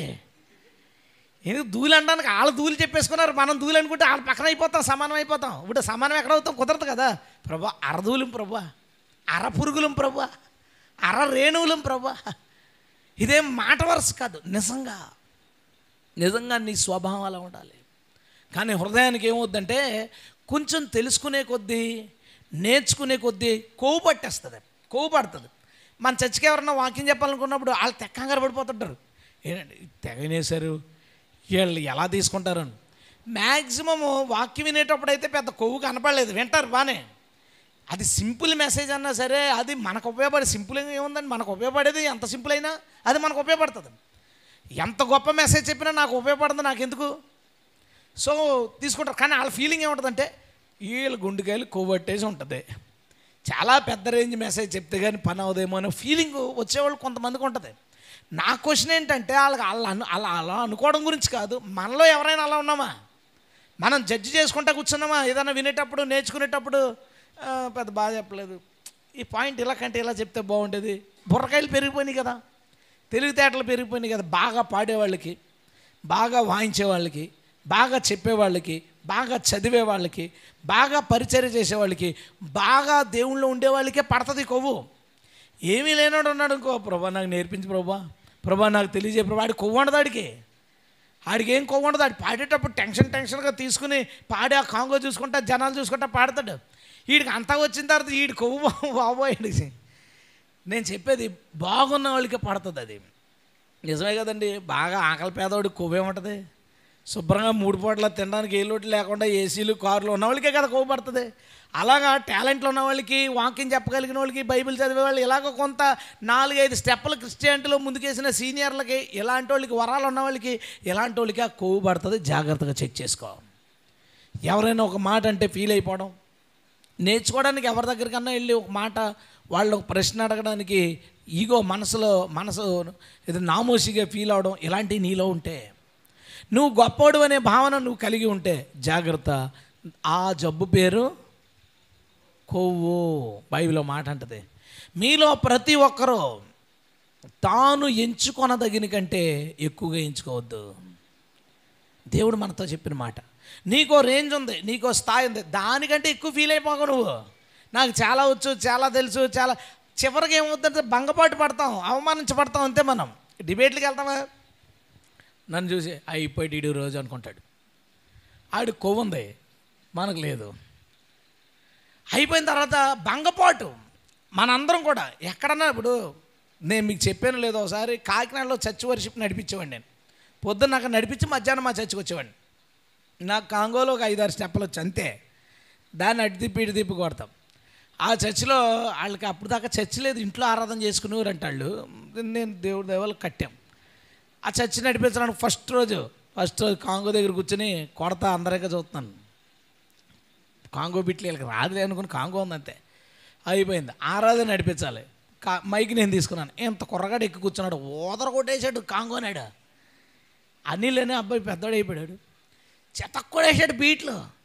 ఎంత షేమ్ ఫీల్ అయ్యానంటే, ఇప్పుడు నేను మామూలుగా కొట్టి ఆ తర్వాత ఆడు కొడితే ఇబ్బంది లేదు. నేను కొట్టేటప్పుడు నా ఫీలింగ్ ఏంటంటే, చూడండి రా బిట్స్ ఇక్కడ, చూడండి ఇక్కడ, చూడండి ఎలాగేస్తున్నానో రోలింగ్ అని పెద్ద షో చేసుకున్నాను నేను. నిజంగా మనం కొవ్విన ప్రతి హృదయానికి ఎప్పుడు అవమానం ఎదురవుద్ది. దేవుని స్తోత్రం. అప్పటి నుంచి ఇప్పుడు దాకా ఎవరిని చిన్న చూపు చూడలేదు నేను. ఇంకా ఎవరిలో ఏ ఈడెన్ టాలెంట్ ఉంటుందో మన పరువు తీసుకోవడం ఎందుకు ఆ కొవ్వు అక్కడ వదిలేసుకున్నాం అనుకోండి, ప్రతి ఒక్కరి దగ్గర నుంచి నేర్చుకోవచ్చు అండ్ ప్రతి ఒక్కరిని గౌరవించగలం హార్ట్ఫుల్గా. హల్లెలూయా. మన హృదయం కొవ్వినప్పుడు ఎదుటోని గౌరవించలేం. ఎదుటోళ్ళని ఒక మంచి వ్యక్తిగా, గొప్ప వ్యక్తిగా, ఒక టాలెంటెడ్ పర్సన్గా మనం చూడలేము. ఎవరితోనో కంపేర్ చేసి మనతో కంపేర్ చేస్తాం. అదే కొవ్విన హృదయం లేదనుకోండి, అందరినీ గౌరవించగలుగుతాం, అందరికీ ఆతిథ్యం ఇవ్వగలుగుతాం. ఎప్పుడు అందరికంటే ఒక అడుగు వెనకాల, అందరికంటే కింద ఉండడానికి ఇష్టపడతాం. ఆ కృప దేవుడు మనకు దయచేయునుగాక. హృదయాన్ని ఎందుకు కాపాడుకోవాలి? ఫ్యాటీ లివర్ లాగా, ఫ్యాటీ బాడీ లాగా ఫ్యాటీ గుండెకాయ కూడా ఉంది. కొవ్వు హృదయం ఉంది. స్వభావ సిద్ధంగా చెడిపోద్ది కాబట్టి, మోసకరమైంది కాబట్టి, క్రొవ్వు అనే జబ్బు దానికి పట్టడానికి అవకాశం ఉంది కాబట్టి, అది ఉన్నాడు మారడుగా మూర్ఖత్వం. ఎవరు ఎంత చెప్పినా సరే విండవు. అందుకే రాశాడు కదా, విని వారు మారు మనసు పొందకున్నట్లు, నా ద్వారా స్వస్థత పొందకున్నట్లు వారి హృదయం కొవ్వినది. వాళ్ళు ఎంత కాలమైన బుద్ధి అలాగే ఉంటుంది. ఎన్ని ప్రసంగాలు చేసినా వాళ్ళ మనస్తత్వం అలాగే ఉంటుంది. రాళ్ళు అయిపోతారు. కారణం ఏంటో కొవ్వు ఏం పట్టించుకోరు. ఎన్ని రకాలుగా దేవుడు మాట్లాడినా మనకు తెలుసు కదా, ఇదంతా మనకు తెలియదేంటి. నేను బాగానే ఉన్నాను కదా, మనకంటే ఇబ్బంది, నేను చాలా పర్ఫెక్ట్గా ఉన్నాను కదా. ఎప్పుడు ఎదుటోళ్ళని నిందించడం, ఎదుటోళ్ళని క్వశ్చన్ చేసుకోవడం తప్ప ఈ కొవ్వు హృదయాలు, నేను కొవ్వు పట్టాను, నేను పాడైపోయాను, నేను మొండిగా అయిపోయాను, మూర్ఖంగా అయిపోయానని వాళ్ళని వాళ్ళు పరిశీలన చేసుకోలేరు, నిందించుకోలేదు, విమర్శించుకోలేరు. అందుకే దేవుడు మనతో మాట్లాడుతున్నాడు. ఈ 3వ జబ్బు అవకాశం ఉంది కాబట్టి దాని నుంచి మనం విడుదల పొందినట్లు దాని విషయంలో జాగ్రత్త కలిగి ఉందుముగాక. హల్లెలూయా. ఏం వాడుకున్నా దేవుడికే. అది నాదనుకుంటే ఎక్కడికి వెళ్తుంది? అది గుండెకి వెళ్ళి, హృదయానికి వెళ్ళి కొవ్వు పడుతుంది. నీ తలాంతులన్నీ ఇవన్నీ నీవే ప్రభువా, ఈ మహిమ అంతా నీదే. ఆ మహిమ మనం తెచ్చుకుంటే కొవ్వు, ఆయనకి ఇస్తే మహిమ. దేవుని స్తోత్రం. ఇచ్చేసాం అనుకోండి ప్రశాంతంగా ఉంటుంది. నెంబర్ 4, 4వ సమస్య చెప్పాం కదా, 4 సమస్యలు చెప్పుకుంటామని. యోబు గ్రంథం, అక్కడ ఒక మాట రాయబడింది. యోబు గ్రంథం 31వ అధ్యాయం 27వ వచనం మొదటి లైన్ చూడండి. నా హృదయము రహస్యముగా ప్రేరేపించబడి, నా హృదయము రహస్యముగా ప్రేరేపించబడి. దీనికి ఉన్న ఒక సమస్య ఏంటో తెలుసా? ఇది రహస్యంగా ప్రేరేపించబడిపోద్ది. ఏదో జరిగినప్పుడు, మన ముందు ఎవరో మాట్లాడినప్పుడు, ఏదో ఒక ఇన్సిడెంట్ జరిగినప్పుడు అది రహస్యంగా ప్రేరేపించబడుతుంది. మళ్ళీ చెప్పనా, యోబు గ్రంథం 31:27 రహస్యంగా ప్రేరేపించబడుతుంది. మొన్న లాస్ట్ బుధవారం నన్ను SRMT కాంప్లెక్స్ ఉంది కదా, అక్కడికి ఒక పని మీద వెళ్ళాం. ఒక 4 వెళ్ళాం. వెళ్ళినప్పుడు ఒక అతను రాజమండ్రి ప్రాంతం కొత్తగా సేవకి వెళ్ళాడు. మనతో కాంటాక్ట్లో ఉంటాడు బాగానే. తను చాలా బాగుంటాడు భక్తిలో. తను, నేను, ఇంకో ఇద్దరం నడుచుకుని వెళ్తున్నాం. వెళుతుంటే నేనేమో చుట్టూ అంతా చూసుకోవడానికి కారు దగ్గరనే, మనకి థ్రెట్ ఎక్కువ కదా, ఎవడే మూల నుంచి వచ్చి మీద పడిపోతాడేమో చూసుకుని వెళ్తున్నా. మనం నాతో మాట్లాడతా, అన్నయ్య ఎలాంటి ప్రాంతానికి వచ్చినప్పుడు సాతాను మనల్ని చెడు వైపు ప్రేరేపిస్తాడే అన్నాడు. అవును, అన్నాను. అంటే ఒక అమ్మాయి రెడ్ టీషర్ట్, ఒక 23-24 ఇయర్స్ ఉంటే, కొంచెం స్టౌట్గానే, కొంచెం పర్సనాలిటీగానే ఉంది. రెడ్ టీషర్ట్, టైట్ టీషర్ట్ వేసుకుంది, టైట్ జీన్ ప్యాంట్ వేసుకుంది. చాలా టైట్, చాలా వల్గర్గా, అంటే చూడడానికి సభ్యతగా అసభ్యంగా ఉంది. వెనకాల జేబులో ఫోన్ పెట్టింది. అసలు ఒక వ్యక్తి కాన్సన్ట్రేషన్ ఏమవుతుంది, మగవాళ్ళు ఎలా చూస్తారో తెలియని వాళ్ళు ఏం కాదు కదా, తెలిసిన వాళ్ళే. కాకపోతే జనాలు ఏంటంటే ఇప్పుడు చూపించుకోవడమే ఫ్యాషన్ కింద ఉంది, పరిస్థితులు ఎలా ఉన్నాయి. తను చూపించి చూడన్నా తను ఎలా ఉందో చూసిన వాళ్ళు మైండ్లు ఎలా ఉంటాయి. జాగ్రత్తగా వెళ్ళిపోయి పని చేసుకుంటా. నా మనసులో తిరుగుతుంది ఆ మాట ఏంటంటే, మన హృదయానికి ఒక వీక్నెస్ ఉంది. ఆ వీక్నెస్ ఏం చేస్తుందంటే, మామూలుగా ఉన్నప్పుడు బాగానే ఉంటుంది, చుట్టూ పరిస్థితులు మారుతున్నప్పుడు, మాటలు మారుతున్నప్పుడు చూడండి చాలా కూల్గా ఉంటాం. ఆడు నెమ్మదిగా తిట్టగా ఒక టైంకి మనసులో కోపం పడుతుంది. అంటే హృదయం ఏం చేయబడింది, రహస్యముగా రేపబడింది. పైకి మామూలుగానే ఉన్నాం, మామూలుగా మనం పని చేసుకుంటున్నట్టున్నాం, కానీ లోపల ఉడికిపోతుంది. జనాలు ఏమనుకుంటారు, ఇటు బాగానే ఉన్నాడు కదా, లోపల ఏముంది, ఉడుకుతుంది. రహస్యముగా రేపబడుతుంది, రహస్యంగా రేపబడుతుంది. తినేటప్పుడు మళ్ళీ ఏమన్నాడో తెలుసా, అందుకనే కదా నేమో ఇలాంటి ప్లేసులకి వెళ్ళొద్దని మనం చెప్తాం అన్నాడు. అంటే తను ఇబ్బంది పడ్డాడు, అందుకని అన్నాడు ఇలాంటి ప్లేసులకి అందుకే మనం వెళ్ళొద్దన్నాం. నిజమే. ఓ పని మీద మనం వెళ్ళామనుకోండి, పని చూసుకుని వచ్చేస్తాం. పని లేకుండా వెళ్ళామనుకోండి, అన్నీ చూడాలి. పని లేకుండా వెళ్ళామంటే ఎందుకు వెళ్ళినట్టు, అన్నీ చూడడానికి వెళ్ళినట్టే కదా. ఇప్పుడు బాప్తీసాలు ఇవ్వడానికి బీచ్కి వెళ్ళాం, ఏ పని మీద వెళ్ళాం? లేదా మీ దగ్గరలో వాటర్ లేదు, స్నానం చేయడానికి వెళ్ళాలి, నీళ్ళు లేవు, బీచ్ వెళ్ళాం, స్నానం చేసి వచ్చేస్తాం. సరదాగా వెళ్ళాం, ఇప్పుడు ఏం చేయాలి, అన్నీ చూడాలి, అంతే కదా. ఏదో కొనడానికి వెళ్ళాం, షాప్కి వెళ్తాం, కొని వచ్చేస్తాం. సరదాగా వెళ్ళాం, ఇప్పుడు ఏం చేయాలి, సరదా తీరేదాకా చూడాలి. ఏదో ప్రాంతానికి కేరళ చూడడానికి వెళ్ళాం, ఎందుకు వెళ్ళాం, చూడడానికి, అంతే అయిపోయింది. మనం ఎందుకు వెళ్తున్నాం, ఎందుకంటే నువ్వు గుర్తుపెట్టుకో, నీ హృదయం ఎలాంటిది, అది రహస్యంగా రేపబడేది. ఓసారి ఓ ఫేమస్ పాస్టర్ కాదు, ఓ ఫేమస్ వక్త, ఆ వక్త వాళ్ళ అమ్మాయి అడిగిందంటే ఇతనంటే క్వశ్చన్ అవర్లో సినిమాలు చూడొచ్చా అని అడిగారు కింద ఉన్నవాళ్ళు. అడిగితే ఈయన చాలా ఫేమస్ వక్త. ఆ వక్త ఏమన్నాడంటే, మా అమ్మాయి 6వ తరగతిలో సినిమా చూడనా అని అడిగింది, వద్దన్నాను. 10వ తరగతిలో చూడనా అని అడిగింది, వద్దన్నాను. ఇంటర్మీడియట్కి వచ్చిన తర్వాత చూడనా అని అడిగింది, నేనన్నాను మంచేదో చెడేదో తెలిసిపోయింది నీకు, తెలిసింది అడి వాక్యం అది చూస్తున్నాను, అయితే చూడన్నాను. మనకి మంచి చెడ్డలు ఏంటో తెలిసిపోయిన తర్వాత వాట్ ఈజ్ వాట్ అని అర్థమైపోయిన తర్వాత అది మనల్ని ఏం చేయగలదు అన్నాడు. కాదు, అది ఏదో చేయగలదు. ఇంటర్లో వాళ్ళు ఉన్న ఫోటోలు, తర్వాత బీటెక్లు అయిపోయిన తర్వాత వాళ్ళ ఫోటోలు చూస్తే ఎంత రేపబడ్డారో ఫోటోలు అర్థమైపోతుంది, క్లియర్గా అర్థమైపోతుంది.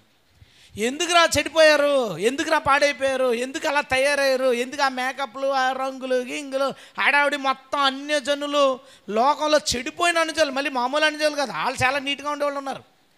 అందులో ఇంకా నన్ను అందరూ చూస్తే తప్ప నాకు మనసు ఒప్పదు, చూస్తే తప్ప నాకు రోజు గడవదనే బ్యాచ్లు ఎంత అలా తయారవుతారో వాళ్ళ పిల్లలు అలా అయిపోవడానికి కారణం ఏంటి, రహస్యంగా వారి హృదయములు రేపబడ్డాయి, ప్రేరేపించబడ్డాయి. మన హృదయం ఎలాంటిదో మనకు తెలియనప్పుడు అలాగే మోసపోతాం. నీ హృదయం ప్రేరేపించబడే అవకాశం ఉన్నది, దానికి ఆ లక్షణం ఉంది నీ హృదయానికి. కాబట్టి ఆ మాటల ద్వారా నువ్వు ప్రేరేపించబడడానికి అవకాశం ఉంది. అది అపవిత్రతకో లేదా కోపానికో లేదా మరొక దానికో ప్రేరేపించబడడానికి అవకాశం ఉంది. జనాలు పొగుడుతుంటే కొంతమంది పర్లేదు పొగడనివ్వండి, మనం తీసుకోం, ఏమవుద్ది అనుకుంటాడు. అలా అనుకోకు. వాళ్ళు పొగడగా రేపు ఇంకొకటి పొగడలేనప్పుడు అర్థమవుద్ది, ఇదేంటి ఇతను ఎలాగన్నాడు, ఎందుకు ఆ ఫీలింగ్ వచ్చింది, ఇప్పుడు దాకా నీకు ఏం అలవాటు అయిపోయింది, హృదయానికి పొగడడం అలవాటు అయిపోయింది, ఆల్రెడీ దానికి ఫిక్స్ అయిపోయింది. అది జనాలు పొగడినప్పుడు కోపం వచ్చింది, బాధ వచ్చింది. అందుకే ప్రభు అన్నాడు, జనులు పొగిడినప్పుడు మీకు శ్రమ వద్దు, నేను కాదని చెప్పు, నాకు కాదని చెప్పు, మాకు కాదు యెహోవా మాకు కాదు అని చెప్పు. జనాలు ఏదైనా జరుగుతున్నప్పుడు పొగుడుతున్నప్పుడు అది నిన్ను రేపుతుంది, అది నేను గర్వానికి తీసుకెళ్తుంది. జనాలు పొగుడుతున్నప్పుడు కొన్నిసార్లు చిన్నగా నవ్వుకుంటాం. ఎందుకు వచ్చింది నవ్వు, చెప్పండి, నవ్వు ఎందుకు వచ్చింది? రేగుతుంది మనసు, ఈ పొగడ్తకు రేగుతుంది, ఆ పొగడ్తకి యాక్సెప్ట్ చేస్తుంది, అటువైపుగా నీ మనసు వెళ్ళడానికి ప్రయత్నిస్తుంది. జాగ్రత్తగా ఉండు. అది రహస్యంగా రేపే లక్షణం కలిగి ఉంది, రహస్యంగా రేగే లక్షణం కలిగి ఉంది, ప్రేరేపించబడే లక్షణం కలిగి ఉంది. కాబట్టి నువ్వు ఎక్కడికైనా వెళ్తే నీ పని నువ్వు చూసుకుంటారా. ఒక ఆన్లైన్లోకి వెళ్తే ఏ పని మీద వెళ్ళావో దాన్ని చూసుకుంటారా, దేనికోసం వెళ్ళావో ఆ పని చూసుకుంటారా. అంతే తప్ప నువ్వు 4 చూద్దాం మనకు అన్నీ తెలుసు కదా, నేనేం పడిపోను అనుకున్నా ఆ భ్రమలో ఉండగరా బాబు. దానికి ఒక సమస్య ఉంది. ఏంటి ఆ సమస్య? రహస్యంగా ప్రేరేపించబడుతుంది. అది చూసావు, వదిలేసావు, రేపో ఎల్లుండో గుర్చేస్తుంది మీరు నీకు. అది మళ్ళీ చూడు, మళ్ళీ చేయని. ఎందుకు? దాని పని అంతా సీక్రెట్గానే జరుగుతుంది. సీక్రెట్గా, రహస్యంగా అది నిన్ను పాడు చేస్తుంది, రహస్యంగా ప్రేరేపిస్తుంది. కాబట్టి జాగ్రత్త. నీ హృదయము ప్రేరేపించబడ్డానికి అవకాశం ఉంది, రహస్యంగా రేపబడ్డానికి అవకాశం ఉంది. కాబట్టి గొడవల విషయంలో దూరంగా ఉండు, చెడు స్నేహాల దగ్గర దూరంగా ఉండు, చెడు మాటల దగ్గర దూరంగా ఉండు, చెడు జోకుల దగ్గర దూరంగా ఉండు. నేను బాగానే ఉన్నాను, నేను కంట్రోల్గా ఉన్నాను, నేను పట్టించుకోను, నేను చూసినా నాకేమవుతుందో, ఇది వద్దు, తీసేయి. ఎన్నిసార్లు ఎంతకాలం అని ఇలా చెడిపోతాం మనం. నీ హృదయముల యొక్క లక్షణాలు ప్రభు చెప్తున్నాడు. నువ్వు ఎందుకు దాని విషయంలో జాగ్రత్తగా ఉండాలంటే అది రహస్యంగా రేపబడుతుంది, ప్రేరేపించబడుతుంది. చాలా మంచిదండి, మా అమ్మాయి అలా చేయదండి. మీ అమ్మాయి అలా చేయదు, కానీ మీ అమ్మాయి హృదయం ప్రేరేపించబడింది అలాగా. మా అబ్బాయి అస్సలు తిరుగులేదు. మా ఊళ్ళో ఒక అమ్మాయి అబ్బాయి లవ్ చేసుకుంటున్నారు. నేను ఆ విషయం అబ్బాయి ఫాదర్కి చెప్పాను. ఇలా జరుగుతుందండి, ఇలా జరుగుతూ చూసుకుంటే మావాడ నో డౌట్ ఛాన్స్ లేదన్నాడు. వెళ్ళి తర్వాత అర్థమైంది, అతనికి తేడా అర్థమైంది. వెళ్ళి ఆ అమ్మాయి ఫాదర్కి చెప్పాడు. అతని డైలాగ్ ఏంటో తెలుసా? ఇంపాసిబుల్ అన్నాడు. ఈ డైలాగ్ ఎప్పటికీ మర్చిపోను నేను. మా అమ్మాయి ఇంపాసిబుల్. 3వ రోజు జంపు, 3వ రోజు లేచిపోయాను. ఈ ఇంపాసిబుల్ మాట్లాడకు నువ్వు. ఎందుకంటే బాడీ విషయంలో ఇంపాసిబుల్ అవ్వచ్చు. బాడీ విషయంలో నువ్వు 100 కేజీలు మోయగలవా? ఇంపాసిబుల్. Yes, impossible. నేను మజ్జిగ తాగగలనా? ఇంపాసిబుల్. నేను తాగలేను, నా వల్ల కాదు. అలాగ మన బాడీకి ఇంపాసిబుల్స్ ఉంటాయి, కానీ హృదయానికి ఇంపాసిబుల్స్ ఉండవు. అది ఏదన్నా చేయొచ్చు, అది ఏదన్నా చేయగలదు. జాగ్రత్త, కేర్ఫుల్గా ఉంటావు. అది ఎలాగైనా మారిపోవచ్చు, జాగ్రత్త.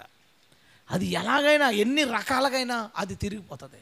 అందుకోసం హృదయం విషయంలో జాగ్రత్త ఉండి. ఇంపాసిబుల్ అంటే అలా అనుకోవద్దు అన్నాను నేను. అలా అనుకోవద్దు, ఏదైనా జరగచ్చు. కాబట్టి నీ బిడ్డల హృదయాన్ని ఎవరో రేపుతుండొచ్చు, ప్రేరేపిస్తుండొచ్చు, చూసుకో. నీ హృదయాన్ని ఎవరో ప్రేరేపిస్తుంటారు, ఏదో పరిస్థితి ప్రేరేపిస్తుండొచ్చు, చూసుకో. ప్రతిదీ నీకు సమస్యే, ఎందుకంటే నీ హృదయం అలాంటిది. అలాంటి హృదయం నీ దగ్గర ఉంది కాబట్టి దాన్ని ఎప్పుడు కాపాడుకోవడానికి తగిన జాగ్రత్తలు మనం తీసుకుందాముగాక. ఇంకా గట్టి చెప్తాం ఆమేన్. హల్లెలూయా. మనం ఏం చూసాం? హృదయాన్ని ఎందుకు కాపాడుకోవాలో 4 సమస్యలు, హృదయానికి ఉన్న 4 సమస్యలు చూసాం. దీనికి ఉన్న 4 పరిష్కారాలు కూడా మనం చూద్దాం. అక్కడే ఉంది మనకి. దేవుడు ఏం చేశాడంటే పరిష్కారం రాసి సమస్య రాశాడు. సామెతల గ్రంథం 4వ అధ్యాయం 20వ వచనం నుంచి నేను చదువుతాను, చూడండి. నా కుమారుడా, నా మాటలు ఆలకించు, నా వాక్యములకు నీవు చెవియొగ్గు. నీ కన్నుల ఎదుటి నుంచి వాటిని తొలగిపోనివ్వకు, నీ హృదయం ముందు వాటిని భద్రం చేసుకోను. అలాగ నీ హృదయంలో భద్రం చేసుకుంటేనే ఇదిగో 23వ వచనం, నీ హృదయంలో నుండి జీవదారులు బయలుదేరును. కాబట్టి అన్నిటికంటే ముఖ్యంగా నీ హృదయమును భద్రముగా కాపాడుకొనుము. హల్లెలూయా. పైన రాశాడు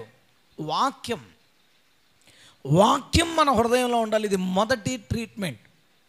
4 జబ్బులు ఉన్నాయి అనుకుందాం, 4 జబ్బులు ఉన్నాయి. ట్రీట్మెంట్ ఏంటి దానికి? ట్రీట్మెంట్ నెంబర్ 1, వాక్యాన్ని నీ హృదయంలోకి తీసుకో, నీ హృదయంలో పెట్టుకో. వాక్యాన్ని ఎలా పెట్టుకోవాలి సార్? మాకు 10th క్లాస్మేట్ ఉండేవాడు. మేము రాత్రి పగలు తెగ చదివేసేవాళ్ళు. వాడు ఏం చేసేవాడు తెలుసా? పుస్తకం తలకాయ తిట్టుకుని పడుకునేవాడు. సార్ వచ్చి లేపి, రే అలా పడుకున్నాడు అంటే లోపలికి ఎక్కేత్తైన వాడు ఎటకారంగా. మేము రే ఏంటంటే, నీకు తెలియదురా, తలకాయ తిట్టుకుని నువ్వు పడుకుని చూడనివాడు అండి నన్ను. ఎక్కితైన వాడు. ఇప్పుడు ఈ ఏం చేయాలి? బైబిల్ ఈ మాటల లోపలికి వెళ్ళాలంటే నవ్వులేసి తినేస్తే బైబిల్ వెళ్ళిపోతాయంటావా?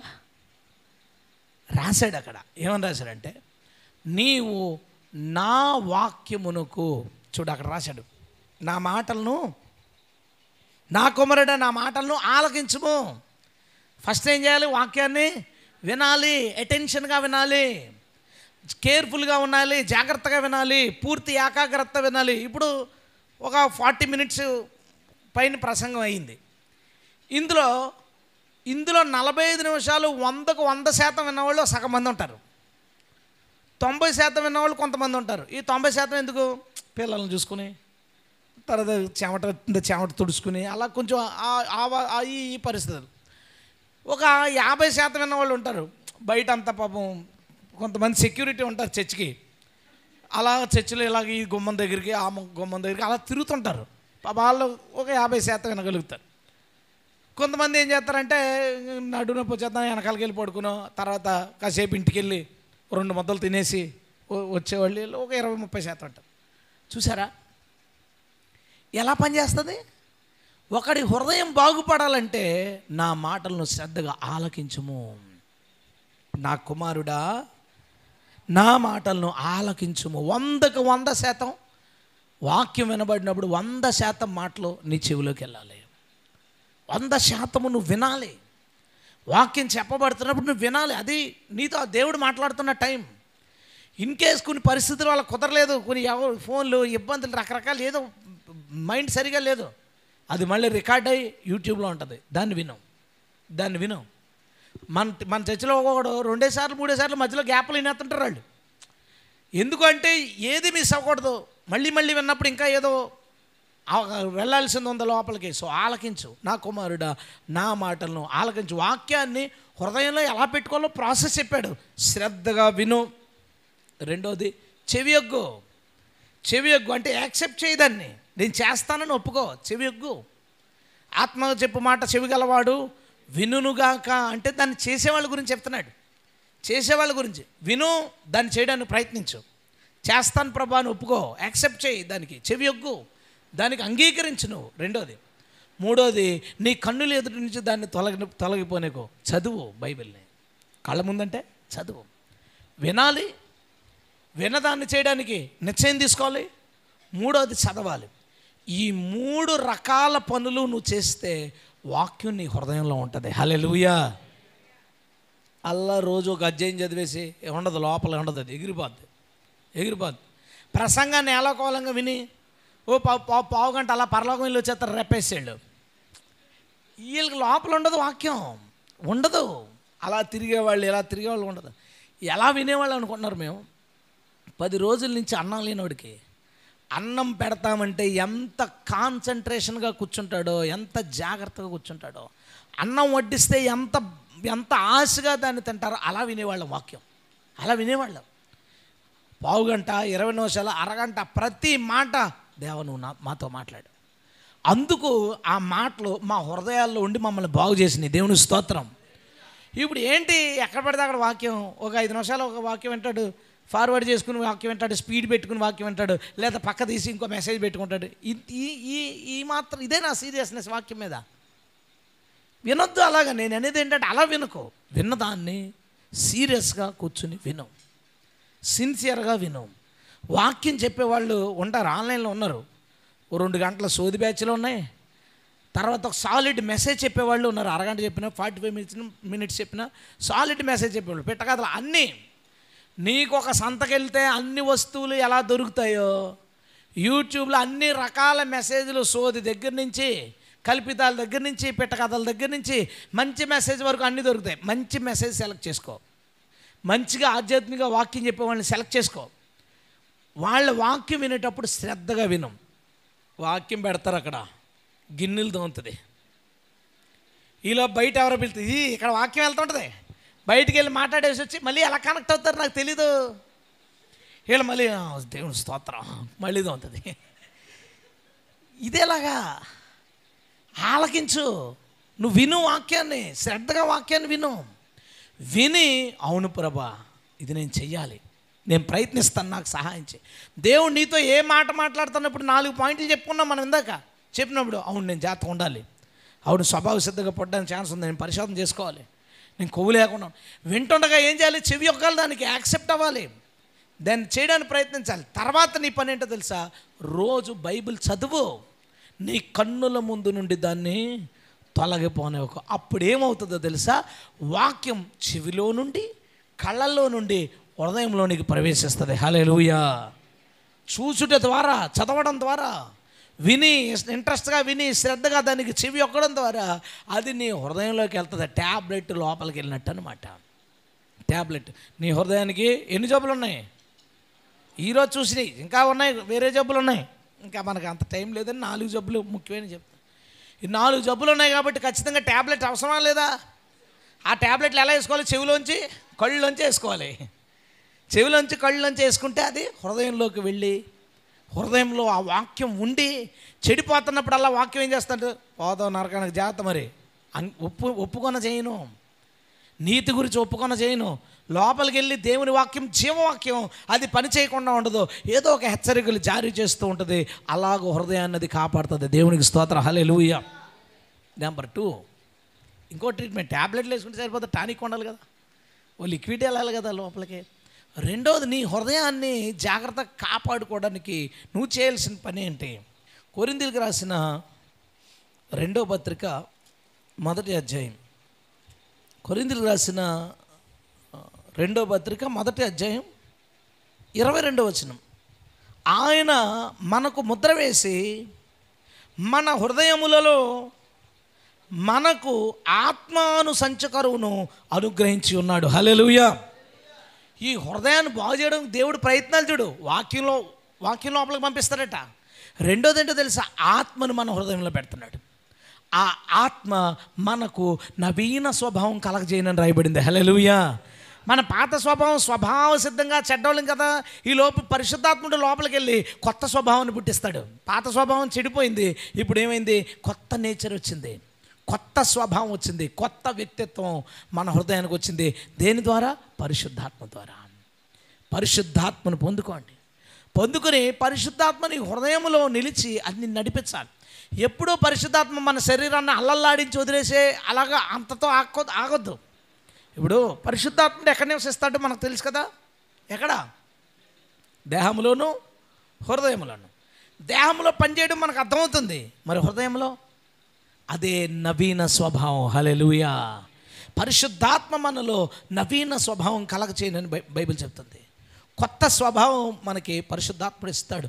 కాబట్టి ఆత్మను పొందుకుని నువ్వు అడుగు, దేవా నీ ఆత్మ ద్వారా నూతన స్వభావం నాకు దయచేయి. హల్లెలూయా. అదే కొరింథీయులకు రాసిన 2వ పత్రిక చెప్తూ కంటిన్యూ చేస్తూ 3వ అధ్యాయం 18వ వచనం ఆఖరి లైన్ చూడండి. మహిమ నుండి అధిక మహిమ పొందుచు ప్రభువగు ఆత్మచేత ఆ పోలికగానే మార్చబడుచున్నాము. హల్లెలూయా. ఎంత అద్భుతమైన మాట. పరిశుద్ధాత్ముడు ఏం చేస్తున్నాడంటే శరీర సంబంధమైన మనల్ని ఆత్మ సంబంధులుగా మారుస్తున్నాడు. పరిశుద్ధాత్ముడు మనల్ని ఏం చేస్తున్నాడంటే మన పాత స్వభావం తీసి ప్రభువగు యేసు స్వభావంలోకి మనల్ని తీసుకొస్తున్నాడు. హల్లెలూయా. కాబట్టి ఆత్మని వరాలకి పరిమితం చేయకుండా ఏదో అరిచే కేకలు అంతటితో దానితోనే క్యాలిక్యులేట్ చేసుకోకుండా పరిశుద్ధాత్మ నీ హృదయంలో కార్యం చేయాలి, నీ హృదయంలో పని చేయాలి. నీ హృదయంలో పనిచేసి నీకు యేసు ప్రభువు లాంటి మనసు ఇవ్వాలి. హల్లెలూయా. ఆమేన్ చెప్దాం గట్టిగా, ఆమేన్. దేవుని ఆత్మ ఆ కార్యం మనకు చేయాలి. అందుకు పరిశుద్ధాత్మ విషయంలో ప్రార్థన చేసి అడగండి, ప్రభువా నన్ను మార్చయ్యా, నాకు నవీన స్వభావం కలగచేయి.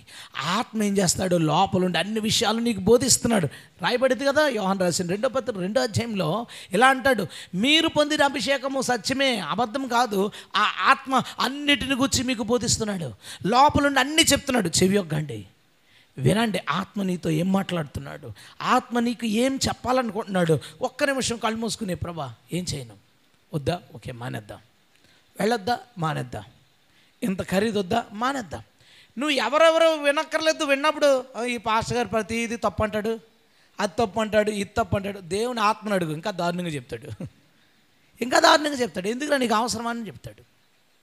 దేవుని ఆత్మ నీ హృదయంలో పని చేస్తే ఖచ్చితంగా నీ హృదయం కొత్త స్వభావం ధరించి అది పాడవకుండా కాపాడబడుతుంది. హల్లెలూయా. నెంబర్ 3, మూడవ వైద్యం. కీర్తనల గ్రంథం 4వ అధ్యాయం.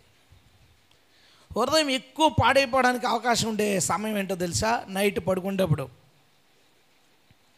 4వ అధ్యాయం. ఎందుకు పడుకునేటప్పుడు? ఏదో పనులు చేసుకుని వచ్చాం, కొంచెం టైం దొరికింది, ఈలోపు రకరకాల ఆలోచనలు, మంచి చెడ్డయ్యే, ఫ్యూచర్ గురించి ఐక్య విచారాలన్నీ ఎప్పుడు రాత్రి పడుకున్నప్పుడు వచ్చేస్తుంటాయి మైండ్లోకి అన్నీ. 4వ అధ్యాయం 4వ వచనం. భయము నొంది పాపం చేయొద్దు. మీరు పడక మీద నుండగా మీ హృదయముల్లో ధ్యానం చేసుకుని ఓరకొండుడి అన్నాడు. ఇక్కడ ఒక వైద్యం చెప్పాడు. రాత్రి మంచం మీద ఇలా పడుకోగానే ఫోన్లు ఏముంది, మెసేజ్లు ఏమొచ్చినాయి, తర్వాత ఏంటి, పిల్లల భవిష్యత్తు ఏంటి, ఐక్య విచారం, ఇల్లు ఏంటి, ఇది కొనాలా అమ్మాలా, ఇవన్నీ వచ్చాయి. అక్కడి నుంచి ఒకదానికి చేయనట్టు లాక్కెళ్ళిపోద్ది. అలా 1 గంట అయిపోతుంది, 2 అయిపోతుంది, లాక్కు తీసిపోతుంది. అక్కడి నుంచి ఇంకా రకరకాల ఆలోచనలు, చెడు ఆలోచనలు, అపవిత్ర ఆలోచనలు అన్నీ వచ్చేది ఆ నైటే ఎక్కువ. అందుకనే ఏమన్నాడు తెలుసా, రాత్రి వేళ నీవు పరుండి ధ్యానం చేసుకుని. ఏం ధ్యానం చేసుకోవాలి? దేవుని కార్యాలు, దేవుడి ప్రేమ, దేవుని వాక్యం ధ్యానం చేసుకుని నెక్స్ట్ ఏం చేయాలా చూడండి, అక్కడ ఏముందో ఏం చేయాలి? చాలు ఇక ఆపు అట్టాడు. పడక మీద ఉండి ధ్యానం చేసుకుంటా, ప్రభువుని గురించి మాట్లాడుకుంటా, ప్రభువుని స్తుతించుకుంటా, ప్రభు చేసిన మేలు తలుచుకుంటూ శుభ్రంగా పడుకో. ఇది నీ హృదయానికి కాపుదల. హల్లెలూయా. అదే కదా రాశాడు అక్కడ.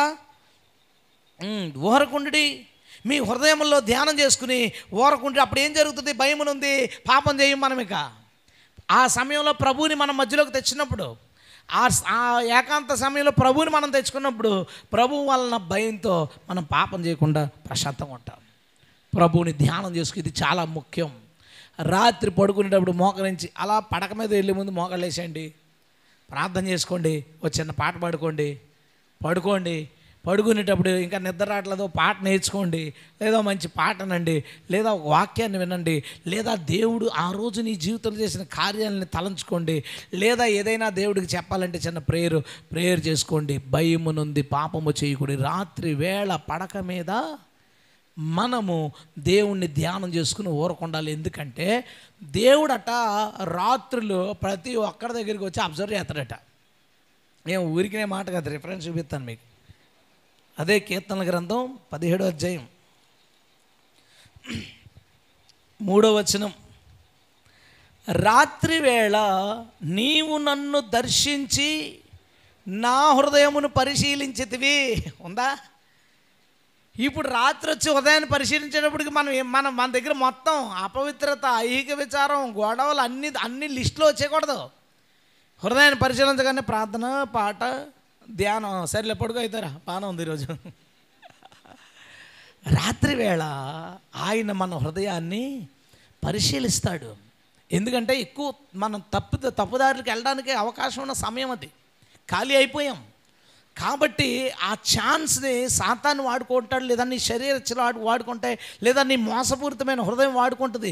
ఇది ఏది ఆ సమయాన్ని వాడుకోకుండా భయమునుంది ధ్యానం చేసుకుని దేవుడు చేసిన కార్యాలని ఓరక ఉంటే, రాత్రి వేళ పరిశీలన చేయడానికి వచ్చినప్పుడు ప్రభు సాటిస్ఫై వెళ్తాడు మన దగ్గర నుంచి. దేవుని స్తోత్రం. 4వది ఆఖరిది ఫిలిప్పీ పత్రిక. మరి పగలో సరే రాత్రి ధ్యానం చేసుకుందాం, మరి పగల సంగతి. ఫిలిప్పీ పత్రిక 4వ అధ్యాయం 6వ వచనం నుంచి నేను చదువుతాను చూడండి. రకరకాల ఇబ్బందులు మన జీవితంలో.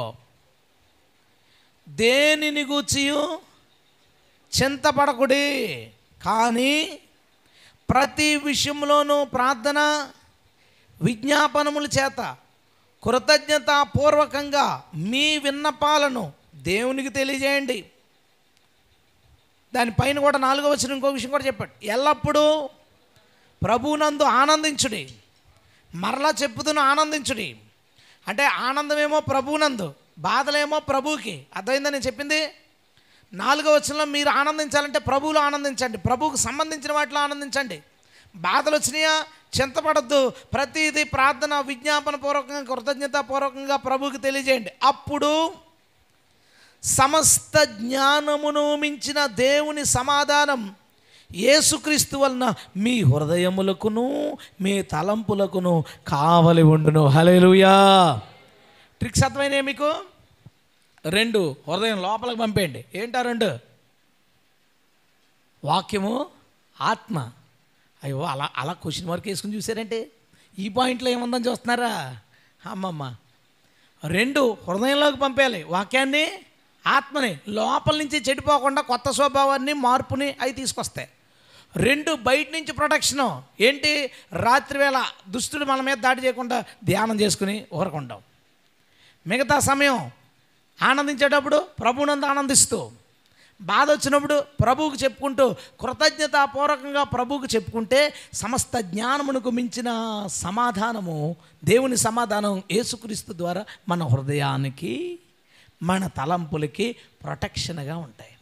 లోపల 2 ప్రొటెక్షన్లు, బయట 2 కాపుదల్లో, ఈ 4 కాపుదల్లో ఉంటే ఆ 4 జబ్బుల నుంచి విడుదల పొందొచ్చు. హల్లెలూయా. ఆ 4 కాపుదల్లో లేకే హృదయం దగ్గర మోసపడడం, మనమే రేపబడ్డం, ప్రేరేపించబడ్డం, లోపల చెడు స్వభావాలకు గురి అవ్వడం, ఇవన్నీ మన జీవితంలో ఎందుకున్నాయి? ఆ క్రొవ్వు మన జీవితంలోకి ఎందుకు వచ్చింది? ఈ 4, ఈ 2 లోపల ఉన్న కాపుదల, ఈ 2 బయట కాపుదల మనకు లేకపోవడం. ఇప్పుడు మనం ఏం చేయాలి? ఒక స్ట్రాంగ్ ప్రొటెక్షన్ రూమ్ మన హృదయానికి కట్టాలి. ఎందుకు? దీనిలోంచి జీవదారులు పారును. ఎప్పుడైతే వాక్యము, పరిశుద్ధాత్మ మన లోపలుండి మనం ధ్యానించుకుంటూ, మన ఏకాంత సమయంలో ధ్యానించుకుంటూ, మనం ఆనందించేటప్పుడు ప్రభువులో ఆనందిస్తూ, మన అవసరాలు, కష్టాలన్నీ ప్రభువుకి చెప్పుకుంటే, ఎందుకు అలా అన్నాడు? చింతలోంచే, చింతగా ఉందా ఓ మొన్న అన్నాడు, మనకు రెగ్యులర్గా చిన్న చిన్న బాధలు వస్తాయి, అలాంటప్పుడు చిన్న చిన్న ఎంటర్టైన్మెంట్ టీవీలో చూడొచ్చట. చూసారా ప్రభు ఎంత గొప్పడో? ఒరే, నీ చింత, నీకు ఎంటర్టైన్మెంట్ కావాలంటే నాలో ఆనందించరా, నెట్ఫ్లిక్స్లో ఆనందిస్తాడట అయ్యగారు. నెట్ఫ్లిక్స్లో ఆనందిస్తాడట. ప్రభు ఏం చెప్పాడు? ప్రభువునందు ఆనందించుడే. చింత వచ్చిందా, ఓ పెగ్గో, ఓ సిగరెట్టు, లేదా ఫ్రెండ్స్ దగ్గర, లేదంటే అమ్మాయిలతో మాట్లాడుకుని, లేదంటే ఏదో షోలు చూసి, అది చెప్పట్లేదు. చింత వచ్చిందా నాకు చెప్పు. ఆనందం కావాలా, నాలో ఆనందించు. అప్పుడు నేను నీ మనసును కాపాడకపోతే నన్ను అడుగు. హల్లెలూయా. చెప్పాడు ఆయన. అంతే తప్ప ఆనందం కావాలంటేనేమో ఊర్ల మీద తిరగడానికి, బాధ వచ్చింది ఏంటంటేనేమో లోకంలో ఎంటర్టైన్మెంట్ చేస్తే ఈడు హృదయంలో ఏముంటుంది? ఒక 20-30 దెయ్యాలు ఉంటాయి. ఏముంటాయి ఇంకా? దేవుడు ఎంత అద్భుతమైన ప్రొటెక్షన్ ఎంత బాగా చెప్పాడు చూడు. ఆనందమా ప్రభులే. ఏమంటే ఆరాధన చేసుకున్నాం, హ్యాపీగా లేరా? వాక్యం వినేటప్పుడు హ్యాపీగా ఉంటాం. బైబిల్ చదివేటప్పుడు ఏమన్నా దొరికిందంటే కొవ్వు మెదడు. మన ఇంట్లో పప్పుచారైనా సరే మన కర్రీ ఏంటి ఆ రోజు? కొవ్వు మెదడు. వింటండి, అబ్బా ఎంత ఇలా రాయించావు ప్రభా, నాకు తెలిసిపోయిందో అనుకుంటాం.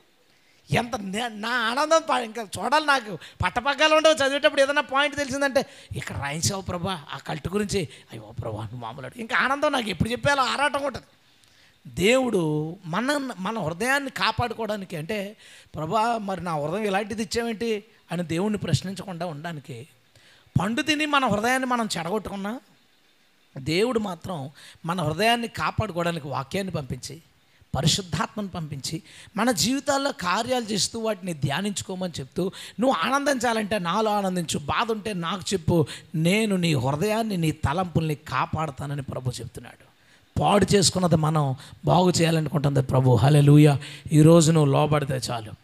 లోబడేటప్పుడు కూడా ఎలా లోబడతావు? ఇదేమంటుందో తెలుసా? ఈ రోజు నుంచి నా హృదయాన్ని నేను కాపాడుకుంటాను. దీని వెనకాల మళ్ళీ మోసం ఉంటుంది, జాగ్రత్త.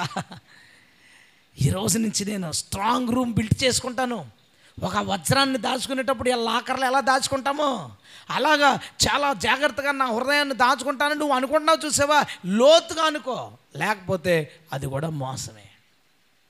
మన హృదయంలోంచి జీవధారలు రావాలి. ఆ జీవధారల ద్వారా మనమందరం నిత్య జీవానికి వెళ్ళాలి. హల్లెలూయా. మన మనసాక్షిని కడుక్కోవడానికి మంచి అవకాశం ఈరోజు. పాడైన మన హృదయాన్ని కడుక్కోవడానికి మంచి అవకాశం ఈరోజు. ఆయన రక్తం ద్వారా, ఆయన శరీరం ద్వారా పాడైన మన హృదయాన్ని కడిగేసుకుని ఒక న్యూ రూమ్, ఒక స్ట్రాంగ్ రూమ్, ఒక కంట్రోల్ రూమ్. చూడండి, బ్యాంకుల్లో బంగారాలు అవి పెట్టడానికి లాకర్లు డోర్లు ఇంతంతలా ఉంటాయి, దానికి ఇంతంతలా ఉంటాయి. 3 రోజులు నాన్ స్టాప్గా వెల్డింగ్ చేస్తే తప్ప గోద్రేజ్ డోర్ కట్టవదట. బ్యాంకుకి పెట్టింది 3 రోజులు ఎప్పుడైనా సెలవు వచ్చినప్పుడు ఆడు ఫస్ట్ రోజే అందులోకి ఎంటర్ అయ్యి దాన్ని కనుక వెల్డింగ్తో కొట్టడానికి ట్రై చేస్తే మాత్రమే 3rd డే ఎండింగ్కి అది కట్ అవుద్దట. అంతలా ఉంటుందట. మన అందరం కూడా మన హృదయానికి అంతటి స్ట్రాంగ్ ప్రొటెక్షన్ పెట్టుకోవాలి. లోపల అంతరంగంగా, బహిరంగంగా మన హృదయం పాడవకుండా ఉండడానికి తగిన జాగ్రత్తలు తీసుకుందాం. ముందుగా మనకున్న అవకాశం, మన పాత హృదయాన్ని శుద్ధి చేసుకుందాం. రెండవ అవకాశం, ఆ హృదయాన్ని పాడైపోకుండా ఈ 4 రకాల జాగ్రత్తల ద్వారా మన హృదయాన్ని మనం కాపాడుకుందుముగాక.